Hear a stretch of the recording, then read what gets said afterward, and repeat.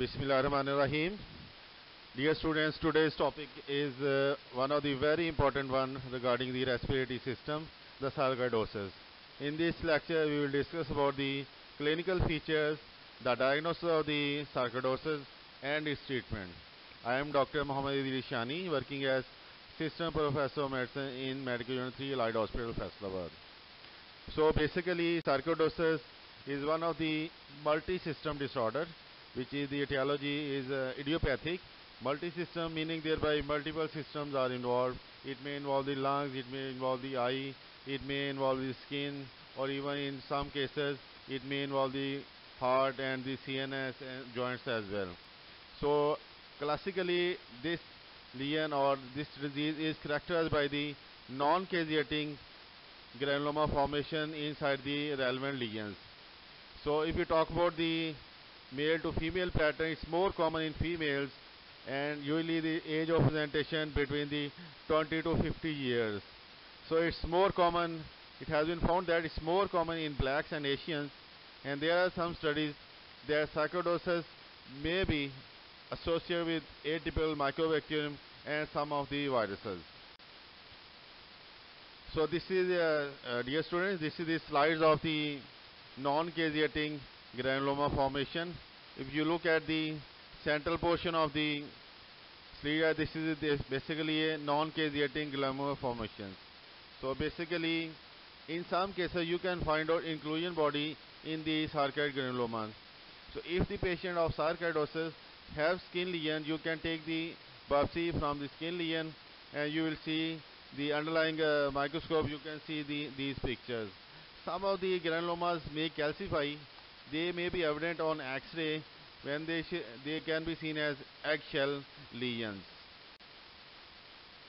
So females, we have already discussed about the epidemiology.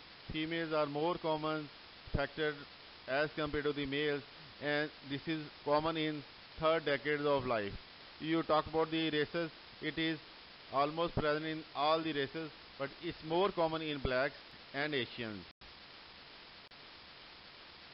So talking about the clinical features of the sarcoidosis, the patient may range from the asymptomatic, because sometimes patient may be totally asymptomatic, may not be having any symptoms, and it can range up to the organ failure like respiratory failure. So different range of varieties of the patient regarding clinical manifestation can be there. They may be asymptomatic, and some patients may be having respiratory failure presented to in OPD or maybe in emergency. So respiratory symptoms are present in the 90 to 95% of the patients, and usually the presentation is the dry cough, which is not settling down with some of the medications. And some patients may present to you with the shortness of breath on exertion. The second most commonest presentation or manifestation is cutaneous in manifestation, in which the patients may have skin lesions like lupus pernio, like erythema nodosum, or some of the other features we will be discussing in the coming slides. The third commonest presentation of the sarcoidosis is ocular symptoms. Ocular symptoms, patient may present to you with anterior uveitis or posterior uveitis, presenting with painful red eye. So any patient having painful red eye associated with dry cough, always consider it may be case of sarcoidosis. We will discuss in the coming slide. And some of the patients with sarcoidosis may have non-specific constitutional symptoms like fatigue, fever, night sweats, and low-grade fever as well. So if you take a look at the frequency of the common organ involvements and the lifetime risk, you can very clearly see almost 95% of the patient may have lung involvements, and the second commonest is the skin involvement, and the third commonest is the eye involvement. In the follow-up cases, the skin eye involvement is more common. So you have to keep watch on the lungs, the skin, and the eye. Extrathoracic lymph nodes are involved in the 15, liver spleen are present in 12 and 7, and very important is the neurological and cardiac involvement in patients with sarcoidosis. Although it's not very high in neurological and cardiac, but you can clearly see The neurological complication in the follow-up of the diagnosis began to be high up to 16%. So neurological and cardiac condition associated with sarcoidosis are very, very important to consider, and you have to look for these complications in the coming year of the diagnosis of the sarcoidosis. So in this slide, dear students, 95% of the patients we have already discussed will be having lung involvement, and patient may have different lesions. We will discuss in the coming slides. Patient may have bilateral lymphadenopathy or infiltrate. In 50% of the patients, they will be having permanent lesions which may not resolve over the coming years if not treated. And out of these 95% involvement, 5 to 15% of the patient may progress to the fibrosis of the lungs. So fibrosis of the lungs may ultimately lead to type 2 respiratory failure or maybe carbonellus. So some of the patient may have infiltration of the granuloma inside the lymph nodes, or maybe interstitial infiltrates, or sometimes airway disease can also be the presentation of the sarcoidosis. Pleural effusion is rare in lung involvement, but it may be there in some time. So classically we have already discussed cough, shortness of breath, chest pain, obstructive symptom can be the presentation of the sarcoidosis. If the sarcoidosis has been complicated with bronchiectasis, then these patients may present to you with complaint of the hemoptysis, and some patients may be totally asymptomatic.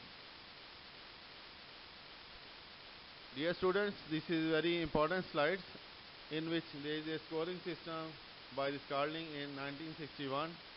Sarcoidosis is divided into 4 stages: stage 1, stage 2, and stage 3 and stage 4. If you look at the right side of the X-ray, this is stage 1. In this stage 1, you can clearly see the bilateral lymphadenopathy. There is no infiltrates. This is stage 1. In the second stage, stage 2, there is bilateral lymphadenopathy along with the infiltrates. You can clearly see on the both sides of the lung there are infiltrates. These are the infiltrates. In this stage, we call it as stage 2. In the third stage, the patient may not be having any classical lymphadenopathy like this, not in this category, only infiltrates involving the both lungs are there. This is stage 3.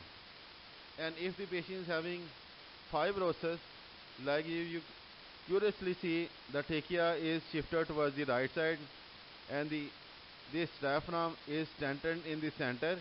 So this stenting is because of this fibrosis going on, ultimately leading to deviation of the trachea towards the right side and the stenting of the diaphragm on the upper side as well.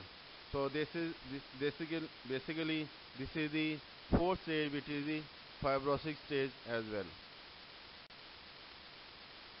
So if you go with the CT scan chest of the sarcoidosis patient, so many of the patients may have hilar and mediastinal lymphadenopathy, and some of the features of the peribronchial wall thickening, reticulonodulopathies can also be seen in CT chest, thickening of the bronchovascular bundles as well. Nodules can also be present near the bronchi, and some cases you can see the bronchiectasis as well. And fibrosis with distortion of the lung architecture and cavities can also be seen in CT scan of the chest. So airway disease is present in the 50% of the patients may have obstructive symptoms in patient with sarcoidosis. In sarcoidosis, both larger and smaller airway may also be involved, and sometimes these patients may respond to the bronchodilator and steroids as well. We have already discussed pleural disease is rare. It is less than 1%. So it may be present, but it is not common. So pulmonary hypertension, if the patient is having long-standing fibrosis, that may ultimately lead to pulmonary hypertension, and this is present in 5% of the cases. Some patients may have direct vascular involvement leading to pulmonary hypertension, and these are the underlying pathogenesis of the pulmonary hypertension. It's very important. That's why it's important to treat the sarcoidosis as early as possible. Dear students, as we have already discussed, this is the skin is the second most commonest presentation of the sarcoidosis patients. Almost one third of the patient will have specific and non-specific skin lesion associated with sarcoidosis. The skin lesion you can clearly see. This is the basically you can see near the eye the patient is having maculopapular lesion because of the sarcoidosis. So another the second picture of the female, the lupus pernio. This is one of the classical finding of sarcoidosis involving the nose, cheeks and the eyes. So this is the violaceous plaques involving the nose, cheeks and the eyes. This is basically lupus pernio. You may be asked in the exam what is lupus pernio. Sometime in OSPE you can have this picture, this type of picture with violaceous or plaques involving the nose, cheeks and the eyes. In the third picture you have got erythema nodosum involving the dorsum of the right leg. So this is erythema nodosum, one of the presentation of the sarcoidosis. Patient may have subcutaneous nodules in patient with sarcoidosis, hypopigmented areas. In the last picture you are seeing nodular sarcoidosis involving the lung, involving the nose side, involving the nose and the both ala is there. So this is also one of the classical presentation of the nodular sarcoid involving the nose. So other skin lesion may range from the plaques like this. If any patient presented with skin lesion, eye involvement, sometimes joint involvement, always think about it may be underlying sarcoidosis. Ulcerative lesion can also be the presentation. Verrucous plaques can also be seen. Similarly, angiolipoid like involving the cheese can also be there. Nail sarcoidosis can also be the presentation. So you see such type of skin nails along with the dry cough and the eye involvement, always consider the sarcoidosis. So sometime patient may have already scarred and this scar may have some new changes like involvement of the scar. This is the sarcoid scar sarcoidosis. So this may be presentation of the sarcoidosis. Dear students, sometime you may be asked about the Lofgren syndrome. This Lofgren syndrome is basically one of the presentation of sarcoidosis. If any patient present to you with polyarthritis, with fever, erythema nodosum and on X-ray showing hilar lymphadenopathy, that is classical of Lofgren syndrome. The important thing about the Lofgren syndrome is that it has got good prognosis. It responds very well to treatment and many of the patients recovers very well. So diagnosis of the sarcoidosis usually made on the skin biopsy. However, other clinical features along with the radiological finding, you can make the diagnosis of the sarcoidosis as well. So differential diagnosis of the sarcoidosis may be foreign body reaction, lupus vulgaris, tuberculosis, leprosy, drug eruption or discoid lupus erythematosus as well. So dear students, the third most commonest involvement organ is eye involvement. The most common eye involvement is the anterior uveitis and the intermediate uveitis. One third of the patient may have chorioretinitis, like in this picture, retinal vasculitis. So retinal vessels may become inflamed. This is the retinal vasculitis. Keratoconjunctivitis can also be seen like this patient with some of the blurring of the vision. And some patients may be totally asymptomatic, although eye may be involved, but it may be asymptomatic. It may be incidental finding on retinoscopy. Talking about the liver, we have already discussed 12% of the patients have liver involvement, but it's not very significant. Liver biopsy is not usually done. It is just for the academic purpose. LFTs are abnormal in 20 to 30% of the patient. There may be elevated transaminases. So elevated transaminases with dry cough, with eye or skin involvement, always consider sarcoidosis. So majority of the patients with liver involvement are asymptomatic. Some patients may have hepatomegaly on clinical examinations. So nervous system, as dear students we have already discussed, nervous system involvement is very important after diagnosis of the sarcoidosis. in the coming years, 16% of the patient may have nervous system involvement. So cranial nerve palsies, optic nerve neuropathy, and passion neuropathy all are the important clinical presentation of the nervous system involvement in sarcoidosis. Some patients may develop the seizures, sometimes cognitive dysfunction, meningitis, and spinal cord syndrome can also be seen in patients with sarcoidosis. So CSF will be showing elevated ACE level and elevated proteins. So imaging can also have contrast enhancement on MRI. Spleen, bone marrow, and lymph nodes are also involved. So these are some of the details of the spleen involvement in 16%, enlargement in 5 to 10%, and maybe sometimes picture of splenism can also be seen in patients with sarcoidosis. Anemia can also be seen associated with hypersplenism in 20% of the cases. So heart failure, again, dear students, heart involvement, although it's not common, it's only 2 to 3% of the cases with sarcoidosis, but when the heart is involved, there are chances of restrictive heart failure. It's very, very important to pick up very early. So you have to go with the ECG and the echocardiography in all patients at the time of diagnosis of sarcoidosis to do these both ECG and echocardiography. Conduction blocks, tachyarrhythmias is also very common. Sometimes sudden cardiac death can also be the presentation of the sarcoidosis. So ECG, echo, cardiac MRI, and PET scan can also be done to diagnose the patient with sarcoidosis involving the heart. Musculoskeletal system involves the 5% of the patient. It may present with acute arthritis or chronic arthritis as well. So kidney involvement may be involved in 5% of the cases. Most of the patients with sarcoidosis are asymptomatic. Calcium metabolism is very important. Hypercalcemia, raised level of calcium is very, very common. Hypercalciuria is also common in sarcoidosis. In all patients who present or diagnosed as sarcoidosis, we should go with the 24-hour unique calcium level, and it may show hypercalciuria as well. Because of the hydroxylation of the vitamin D present by the granulomas present inside the lungs, it may be independent of the PTH. So vitamin D level may be very high, may be raised in patients with sarcoidosis. It may lead to excessive absorption of the calcium leading to hypocalcemia. Thyroid may be involved, and patient may present to you with diffuse goiter, but all patients are euthyroid.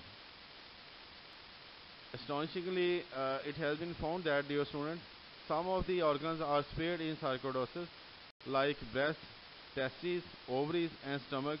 They are not usually involved in sarcoidosis. This is a very important differentiating point of the sarcoidosis. So, compatible clinical and history, along with the radiological findings of the X-ray, with the evidence of the non-caseating granuloma formation, maybe in the skin lesions, can make the diagnosis of the sarcoidosis. So, sarcoidosis treatment usually involve many of the patients may be totally asymptomatic. They may not be needing any treatment. However, patients who are symptomatic and who are involved in some of the indication of the steroid use in sarcoidosis, you can start the treatment. Systemic sarcoidosis may be necessary in patients with posterior segment disease, where the vision may be threatened, especially if the optic nerve is involved. So any patient having posterior uveitis, you have to start the treatment of the steroid to treat the sarcoidosis to save the eye. Systemic treatment with steroid is indicated in patients with sarcoidosis, those patients who are having hypercalcemia, or patient having extrathoracic major organ involvement, or sarcoidosis patient having neurological involvement like seizures, like spinal cord compression or optic neuropathies, or patient having conduction defects or tachyarrhythmias like involvement of the heart. So these are the major indication of the steroid use in sarcoidosis.